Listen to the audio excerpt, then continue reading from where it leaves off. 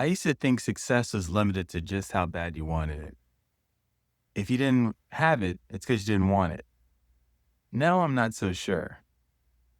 I don't say this to be cynical. I say that because after time, I've gained a lot of perspective on this. I used to think that ambition equaled accomplishment. I mean, think about the book like Think Big or Dream Big or something like that, or Think and Grow Rich. It was just a matter of you just wanting it and you could have it. That was the only limitation.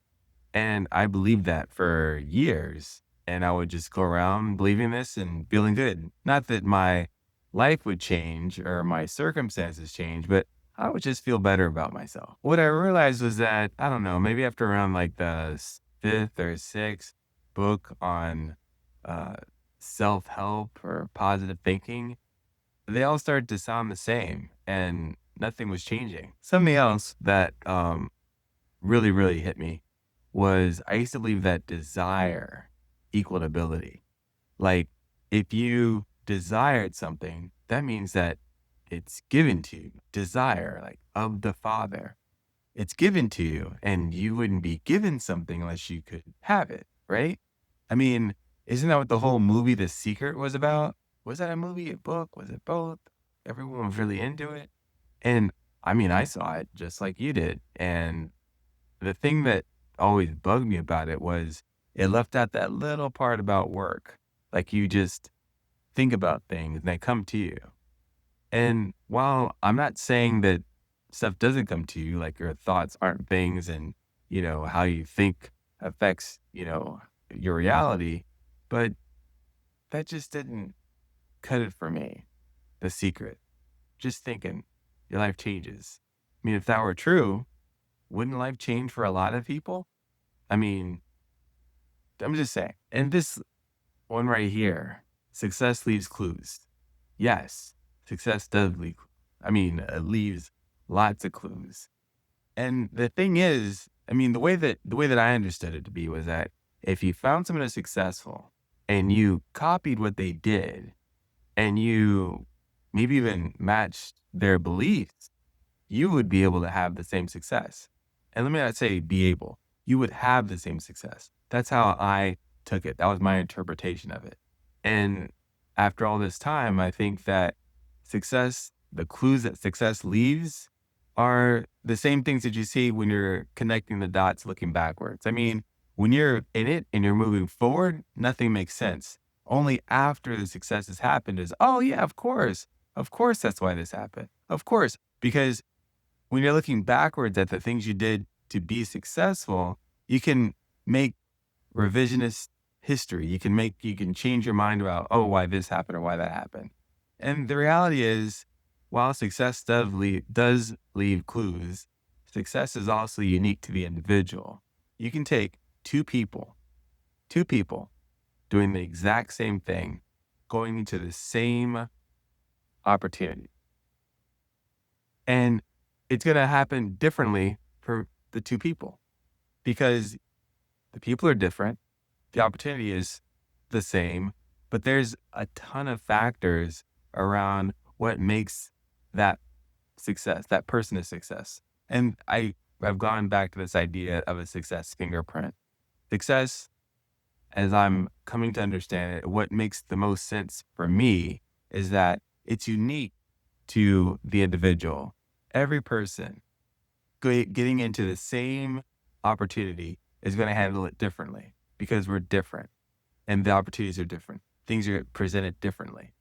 It's just, the way that it is. And this thing that makes the most sense to me. I don't have all the answers. These are just honest questions. And maybe the game is rigged. Maybe there is really no opportunity. But I'm saying this with eyes wide open. Isn't that the whole point? Isn't that what the game is about?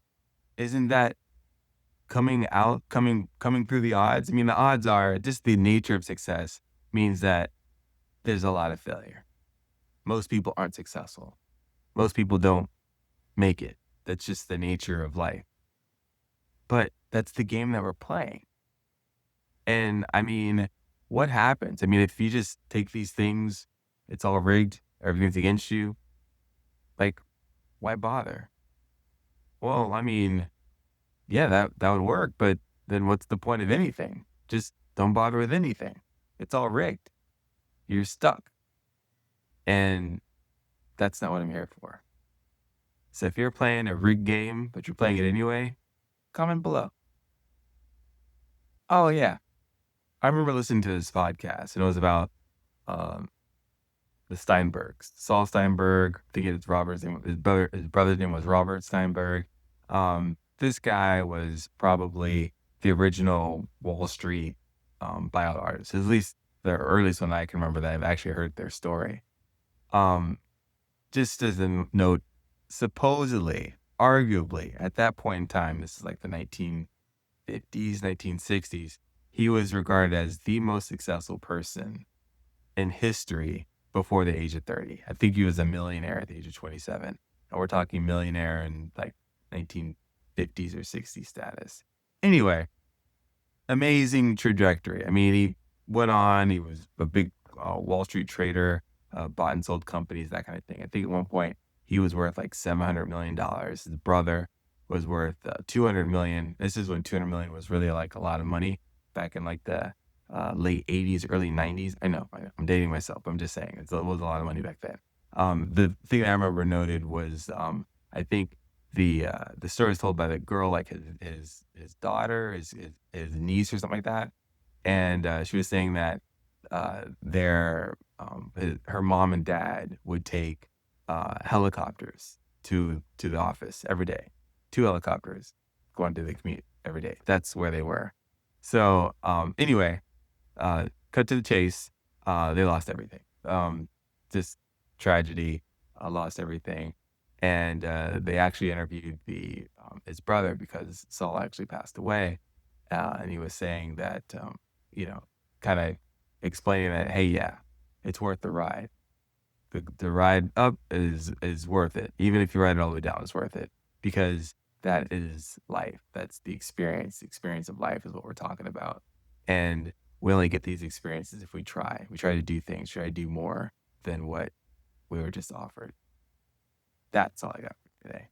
So if you're going against the odds, doing something different, doing something that maybe you're not supposed to be doing, not illegal, just something you're not supposed to be doing, comment below. We're all in this together.